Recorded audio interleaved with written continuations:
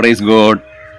ക്രിസ്തുവേശുവിലുള്ള സ്വർഗീയ സന്തോഷവും സമാധാനവും കൊണ്ട് സ്വർഗത്തിലെ ദൈവം നിങ്ങളെ എല്ലാവരെയും ധാരാളമായി അനുഗ്രഹിക്കുമാറാകട്ടെ. വെളിപ്പാട് പുസ്തകം 21 അധ്യായം അതിൻ്റെ 3 വാക്യത്തിൽ യോഹന്നാൻ സ്വർഗീയ സിംഹാസനത്തിൽ നിന്ന് കേൾക്കുന്ന ഒരു മഹാശബ്ദമുണ്ട്.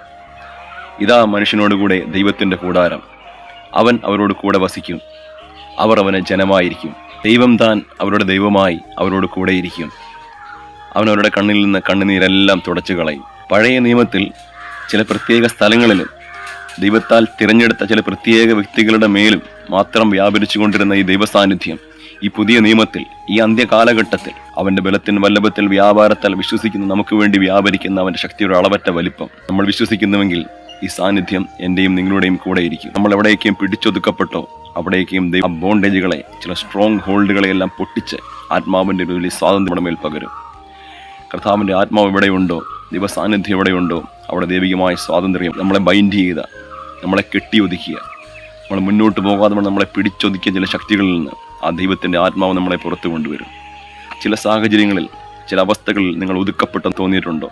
ഈ ആത്മാവിൻ്റെ ശക്തി നിങ്ങളുടെ മേൽ വ്യാപരിക്കുന്നുവെങ്കിൽ അതിൽ നിന്ന് നിങ്ങളെ ദൈവം പുറത്തു കൊണ്ടുവരും. വിശ്വസിക്കുന്നവരുടെ മേലാണ് ഈ ശക്തി വ്യാപരിക്കുന്നത്.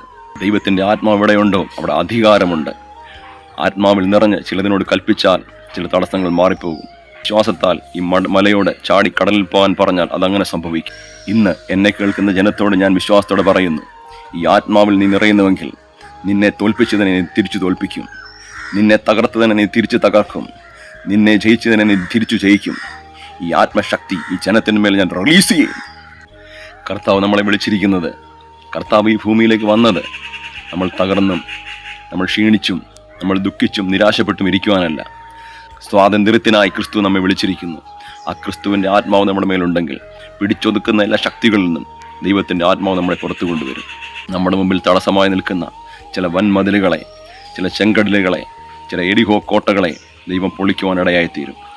വലിയൊരു ബ്രേക്ക് ത്രൂവിലേക്ക്, വലിയൊരു ആത്മാവിൻ്റെ സ്വാതന്ത്ര്യത്തിലേക്ക് ദൈവം നമ്മെ നടത്തും. ചില തടസ്സങ്ങൾ യേശുവിൻ്റെ അധികാരമുള്ള നാമത്തിൽ മാറിപ്പോകട്ടെ. ചില സ്ട്രോങ് ഹോൾഡുകൾ യേശുവിൻ്റെ അധികാരമുള്ള നാമത്തിൽ പൊട്ടിച്ചെറിയുന്നു. ആത്മാവിൻ്റെ സ്വാതന്ത്ര്യം ജനത്തിന്മേൽ കൽപ്പിച്ച് അനുഗ്രഹിച്ച് പ്രാർത്ഥിക്കുന്നു. ദൈവികമായ സ്വാതന്ത്ര്യം ഈ വ്യക്തികളുടെ മേൽ വ്യാപരിക്കട്ടെ. സ്വർഗീയ പിതാവേ, ഈ ജനത്തിനായി പ്രാർത്ഥിക്കുന്നു.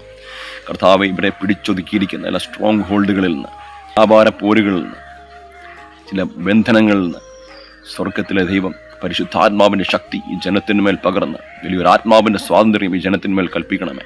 പൂർണ്ണമായൊരു റിലീസ് ഈ ജനത്തിന്മേൽ കൽപ്പിച്ച് അനുഗ്രഹിച്ച് പ്രാർത്ഥിക്കുന്നു.